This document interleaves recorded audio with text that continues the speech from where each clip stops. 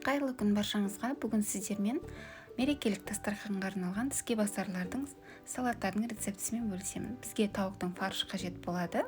Оған тұз саламыз, жақсылап араластырамыз. Тауықтың фаршын 3 бөлікке бөліп аламыз. Бірінші бөлігіне шпинат қосып, блендердан өткізіп алатын боламыз. Сіздер жақта шпинат болмаса, яғни таба алмасаңыздар, орнына басқа да көк шөптер пайдалансаңыздар болады. Салаттың жапырағын немесе петрушка, укроп деген сияқты көк шөптерді пайдалансаңыздар болады. Ендігі бөлігіне куркума қосамыз. Жақсылап бәрін араластырамыз. Сонда осындай сары түс болады. Бізге осындай нори қажет болады. Сушиға арналған. Осылай саламыз, екіге бөліп аламыз нориді және осылай ораймыз.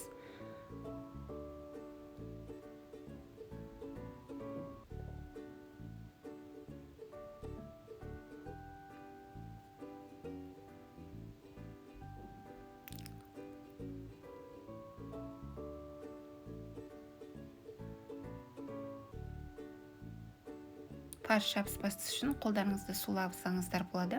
Осылай норидің да шетін сулап жабыстырып қайтарамыз. Осылай дайындап алдық. Әдемі мраморный сияқты болып шығу үшін осылай істедік. Пищевой пленкаға орап, фольгаға орап, духовкада 30 минуттай пісіріп алатын боламыз. Духовкаларыңыз қатты қызатын болса, сәл басасыздар, өздеріңіздің духовкаларыңыздың қызуына байланысты. Піскен рулетімізді кесеміз. Осылай әдемі болып шықты. Дайындап көріңіздер, өте дәмді. Қалған фаршты осылай қосып тағы да бір рулет дайындадым. Үстіне осындай жетпеген фаршты блендерден өткізіп пайдаландым. Сіздер мясорубкадан өткізіп дайындасаңыздар болады. Фаршты осылай жаймалап аламыз. Қолдарыңызға жабыспас үшін суласаңыздар болады. Және бізге сыр қажет болады. Осылай нориға орап аламыз жақсылап. Нориді де сулап айландыра аламыз. Осылай жасадым. Рулетті екі шетін ірімшік, яғни сыр ағып кетпес үшін осылай екі шетін бекітеміз. Фольгаға ораймыз да духовкада пісіріп аламыз. 40 минуттай пісіреміз. Духовкаларыңыздың температурасын өздеріңіз қарайсыздар, себебі кейбір духовкалар өте қатты қызатын болады. Піскен рулетімізді салқындаған соң осылай кесеміз. Рулетті кескен кезде осылай әдемі болып шығады. Туралған кезде де оңай туралады. Бір күн бұрын пісіріп, холодильникке салып қойсаңыздар, қонақ келген кезде бірден осылай турап қоя саласыздар.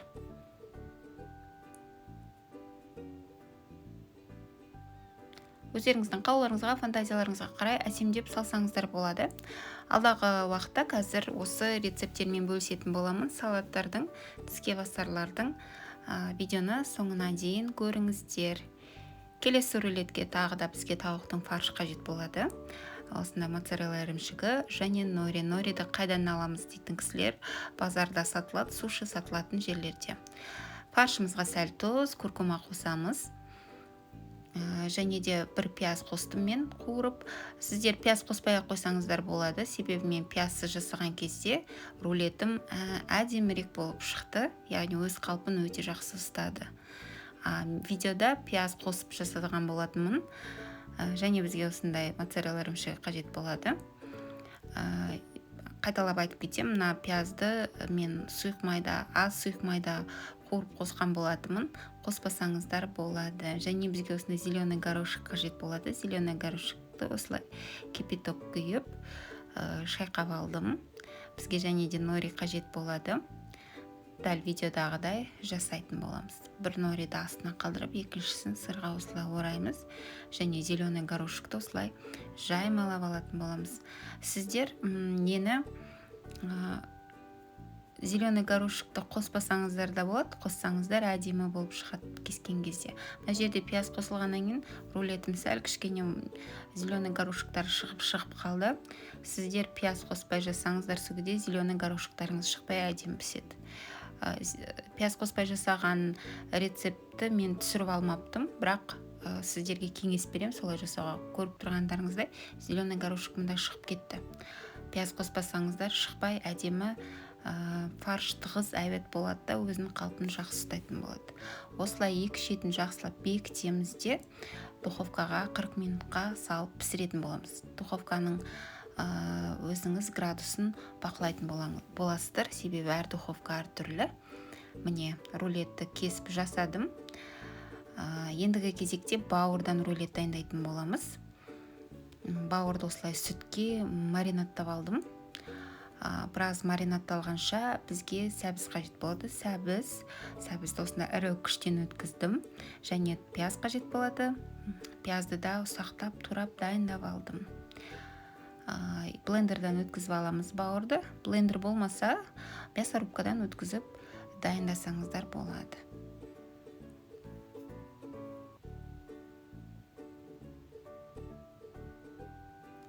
Қалған бауырларымызды да салып, блендерден өткізіп аламыз.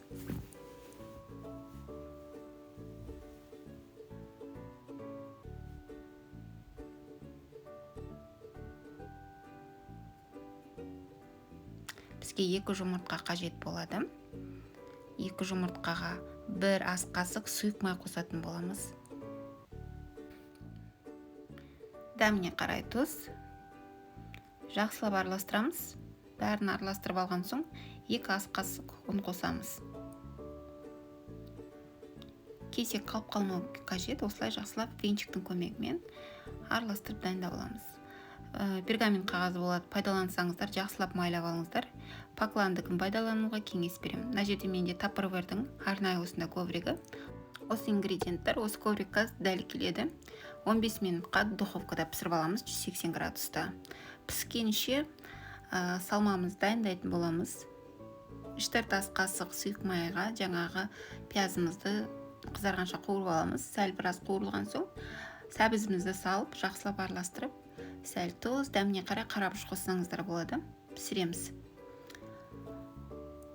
Бисквитіміз пісті.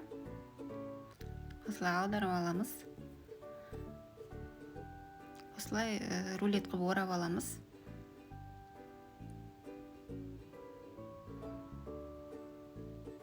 Салқындатып, піскен соң салқындатып қақпағын ашып қоямыз. Бізге майонез қажет болады.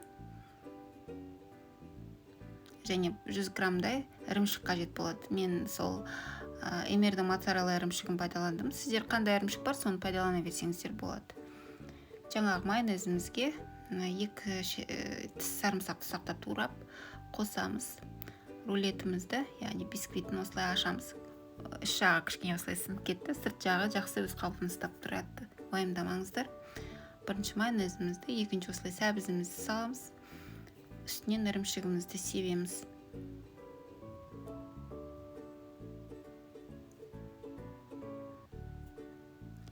Және де жақсылап ораймыз. Бұл рулетті де бір күн бұрын дайындап, холодильникке салып қойсаңыздар болады. Түрі онша болмағанмен, қоңыр түрі онша болмағанмен, дәмі өте керемет болып шығады осы рулеттің. Дайындап көріңіздер. Сіздердің жанұяларыңызға міндетті түрде ұнайтын болады.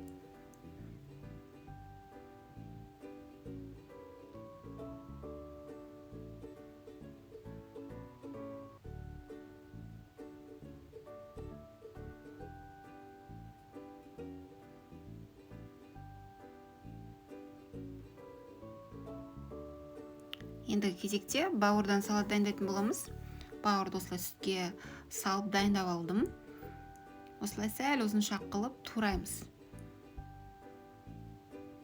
Жіңішке ұзыншақ қылып бәрін турап дайындап алатын боламыз. Табамызға 2 кішкентай қасық сары май салып, бауырымызды салып, өте баяу отта қуыратын боламыз. 15 минуттай қуырамыз, сәл дәміне қарай тұз қосамыз. Және де бізге кішкене қызыл пияз қажет болады.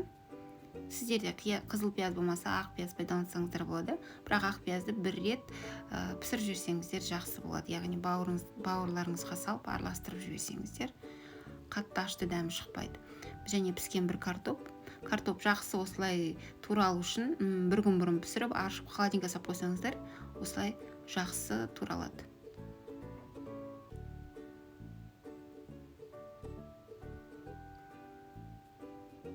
Пиязымызды саламыз.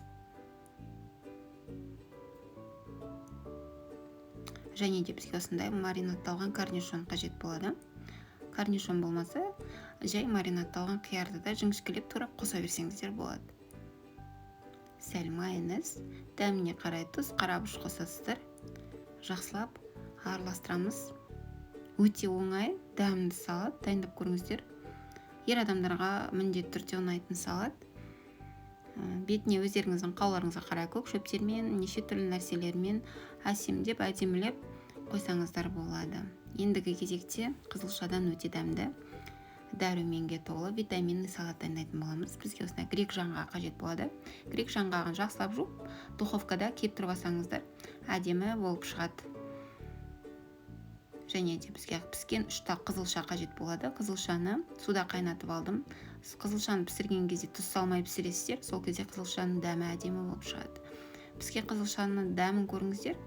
Дәмді қызылшадан өте дәмді салат шығатын болады. Және де бізге осындай изюм қажет болады. Мейіз дейміз ғой. Жақсылап жуып қосамыз. Ендігі кезепте бізге соус қажет болады. Соусты осылай зәйтүн майымен балды араластырып қосатын боламыз. Өте дәмді болып шығады. Осы маринадты пайдалануға кеңес беремін. Жақсылап араластырамыз. Кішкене салат жапырақтарын пайдаландым. Руккола пайдалансаңыздар болады. Немесе басқа да көк шөптер қоссаңыздар болады. Айсберг қоссаңыздар да өте дәмді болып шығады. Осылай түсі әдем болу үшін мен жасыл салаттың жапырақтарын пайдаландым. Микс салат.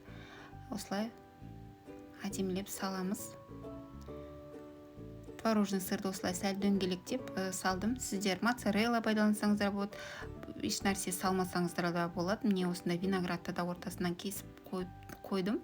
Сіздер виноградты творожный сырдың ішіне салып жасасаңыздар да әдемі салат шығады. Ендігі кезекте тунец қосылған өте дәмді салат дайындайтын боламыз. Консервідегі тунецті пайдаланамыз. Мен осындай тунецті пайдаландым. Жақсылап осылай қасықтың көмегімен немесе шанышқының көмегімен сақтап аламыз. Бізге картоп қажет болады, оны теркадан өткіздім, яғни үккіштен осындай формаға салып алдым. Картошкадан кейін майонез жағып, жаңағы тунецімізді жаймалап, оның үстіне тағы да осылай майонез жақтым. Қатты нығыздап тастамаңыздар, тапталып қалмасын салаттарыңыз. Және піскен сәбіз, 2 сәбізді осылай үккіштен өткізіп алдым. Жартысын салам, жартысын келесі салатқа дайындаймын. Укропты, яғни аскөкті сақтап турап қосып жердім.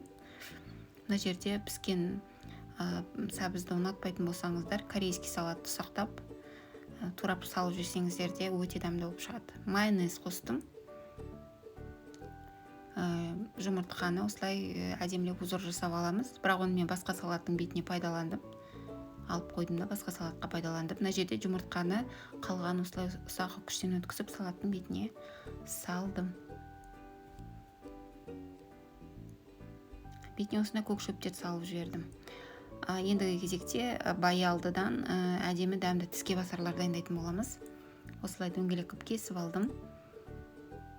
Баялдыны ешқандай тұзды суға салып бұқтырмайсыздар, бірден пісіре береміз. Ешқандай ашты дәмі болмайды, уайымдамаңыздар. Бізге 10-2 жұмыртқа, сәл тұз қажет болады. Тұзды жұмыртқаға салып, жақсылап араластырып аламыз. 10 қажет болады бізге. Және де панировочный сухари. Панировочный сухари осындай канишира деген Golden Mix базарларда сатылады.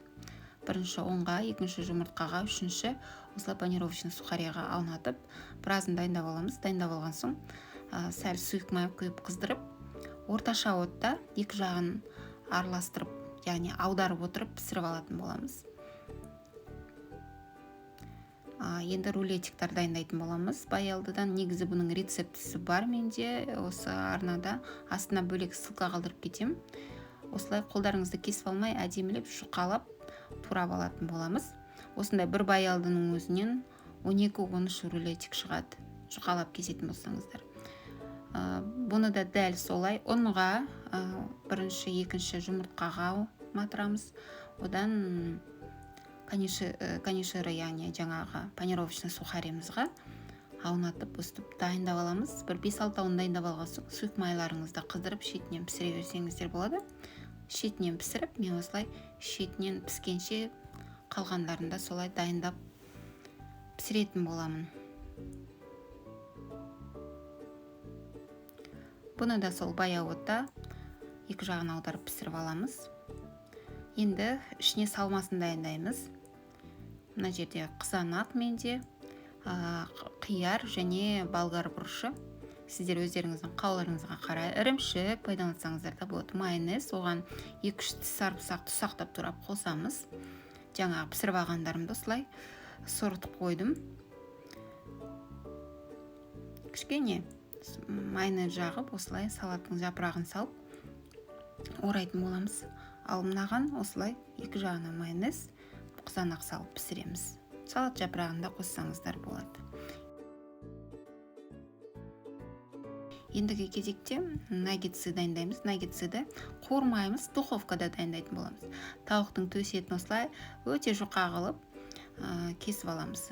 Жұқа жалпақ қылып кесіп алыңыздар, сол кезде ірірек болып шығады. Оған сәл соя соусын қостым, тұз қостым. Соя соусын көбірек қоссаңыздар, тұзды сәл азайтасыздар, себебі өте тұзды соус. Паприка ғана қостым. Сіздер өздеріңіздің қалауларыңызға қарай кориандр, қара бұрыш деген сияқты дәмдеуіштер пайдалансаңыздар болады. Міне осылай бірінші ұнға, жұмыртқаға, панировочный сухарияға аунатып, бәрін дайындап, противенға тізіп, духовкада 25 минуттай пісіріп алдым. Тез піседі, себебі өте жұқа және тауықтың төс еті негізі тез піседі. Бәрін пісіріп дайындап алдық. Өздеріңіздің қалауларыңызға, фантазияларыңызға қарай әдемілеп, әсемдеп дастарханға қойсаңыздар болады. Рецептер ұнаса лүпіл басып, жақындарыңызбен бөліссеңіздер өте қуанышты боламын. Көріп тамашалағандарыңызға рахмет. Алда бұдан да басқа әдемі, дәмді тіске басарлардың, салаттардың рецептерімен бөлісетін боламын. Сол себептен тіркеліп, қоңыраушаны басып қойыңыздар. Жаңа шыққан рецептерге сіздерге хабарлама келіп тұратын болады. Бірінші болып көресіздер. Көріп тамашалағандарыңызға рахмет. Сау болыңыздар.